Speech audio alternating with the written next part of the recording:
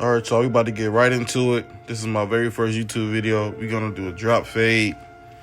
We're gonna comb his hair in the direction that it lays, going with the grain. Then after that, we're gonna jump right into it. All right, we're about to jump into this haircut. I'm making my ball line with my cocoa trimmers with the 0 gap blade. If you are not an advanced barber, do not use your trimmers, use your clippers closed. We're gonna jump right into it. My client said he wanted a brush wave or wavelength, so I slapped on that 1.5 and started cutting it with the grain to get the hair off the top of his head.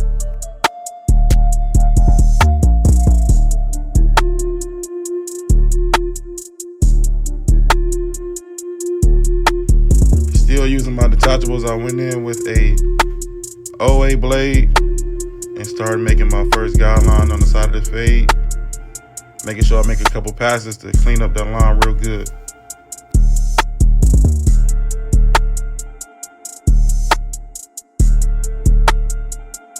And secondly, I went back with my 1A blade and made another guideline above the previous one that I made and set up a 3-step fade. I think 3-step fades are just easier, simple.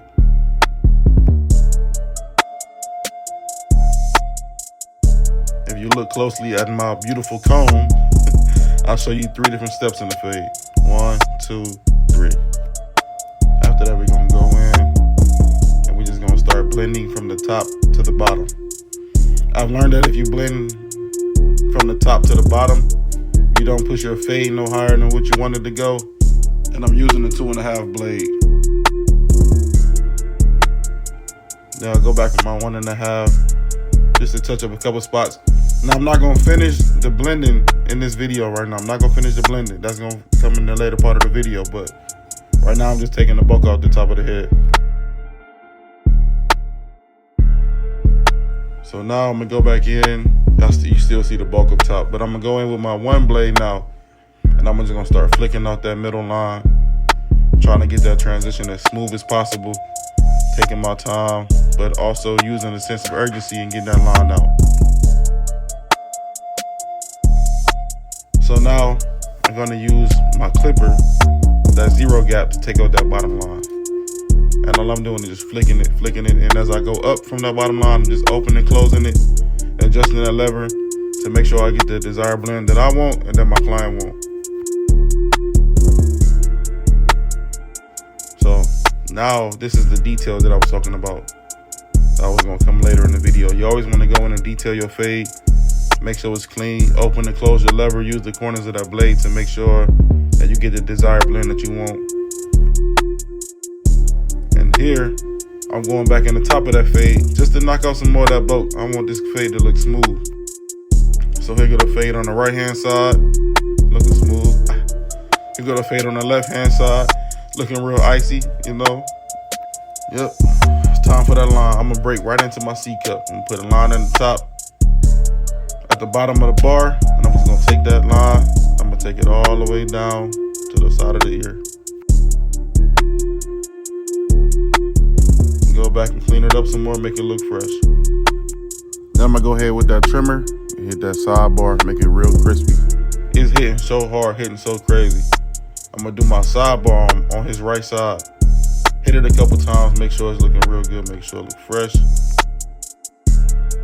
Then I'm gonna go ahead and do the same thing on his left side.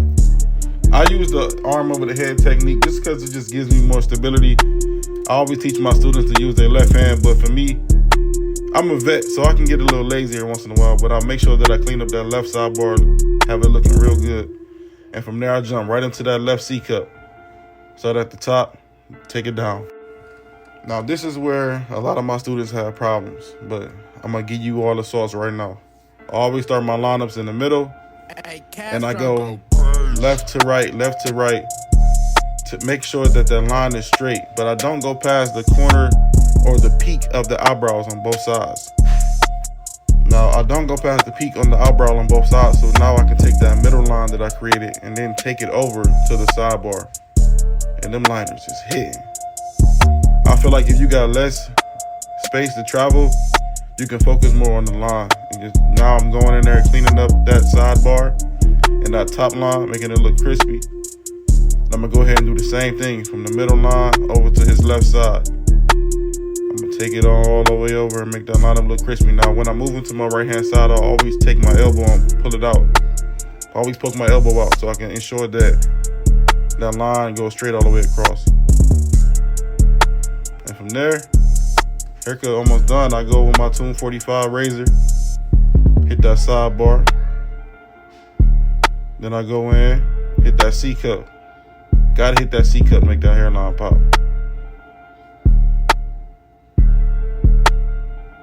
And last but not least, you go across the top of that hairline with that razor. And you're not putting no pressure on that razor. You're just laying it down in a 45-degree angle and then pulling it back towards you. You're letting that sharp razor do all the work for you. Take the blow dryer, blow the extra crispy off, you good. This is the finished product right here. Crispy, all natural haircut, line up looking crispy.